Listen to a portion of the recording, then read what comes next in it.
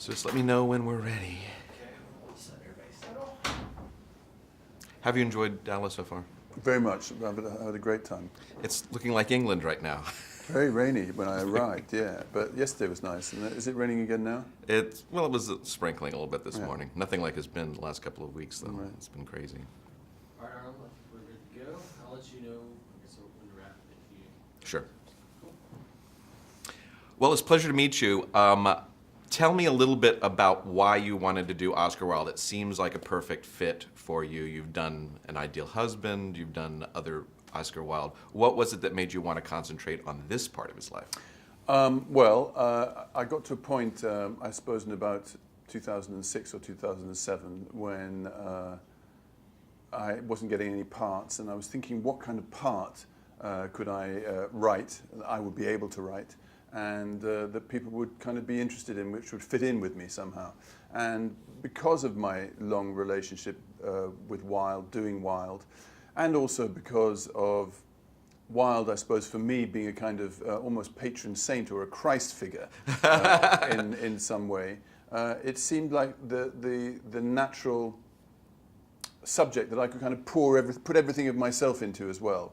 You know, I suppose a lot of my career has been defined, strangely enough, in a way, by my sexuality. Right. And so negotiating that sexuality in a fairly rigidly heterosexual business like show business has been quite challenging. And Is show business very heterosexual? I mean, the subject matter often is, but is the business itself? It's heterosexual if you've got ideas of world domination in front of the camera, definitely.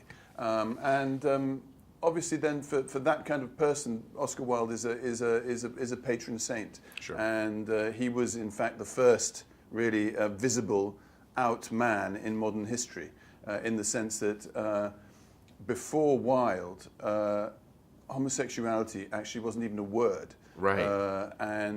It certainly wasn't a discussion. Nobody would have talked about it. And in fact, when Queen Victoria agreed to the law that put Oscar Wilde in prison, they asked her to make another law about lesbians too. And she said, "Oh no, come on, you've done men. I don't believe women do these kind of things." So it was just something that wasn't part of the dialogue. And once Wilde was out in Paris in exile, it became the dialogue, because there was the image for this sexuality that had not been discussed before. So from my point of view, it's the beginning of you know, a road to liberation on which I am walking as well. Well, how do you, I mean, I was really fascinated watching the movie in the context of 2018 while being set in 1904, 1900. 1900.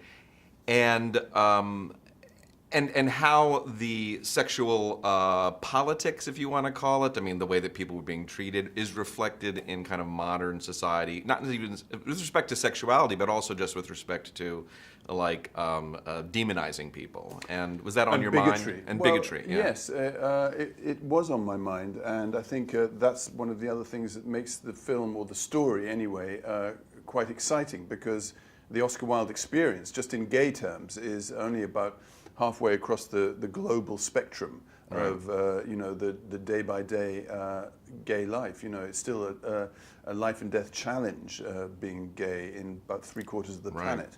And you know, who knows what's going on in our world now either, which is, you know, with the waves of populism flowing over everywhere. So I think it's a story that is quite relevant in a way. One of my favorite scenes in the movie, which I think is so different than the way a modern audience would have, or a modern person would have approached it, is where they're having the Bacchanal in Italy, and the young wife comes in, and she sees all these naked men around. She's like, "Oh, there are no women here. Oh, it's perfectly fine." It doesn't connect to her that there are a bunch of naked men lying in each other's laps, and that's not what straight men do. Right. No, because it wouldn't have crossed her mind. Right. That's the thing. And even if it had, it wouldn't have been part of the mother's vocabulary. Right.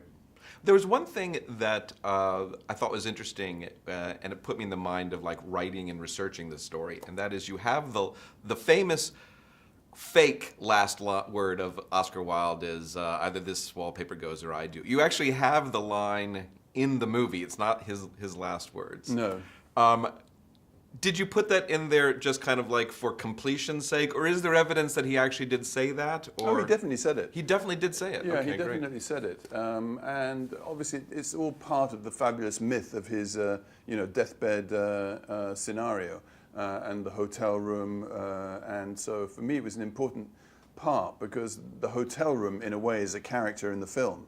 Definitely, yeah. And Paris is as is Paris in general, and so it was, I suppose, irresistible in a way not to reference the wallpaper somehow.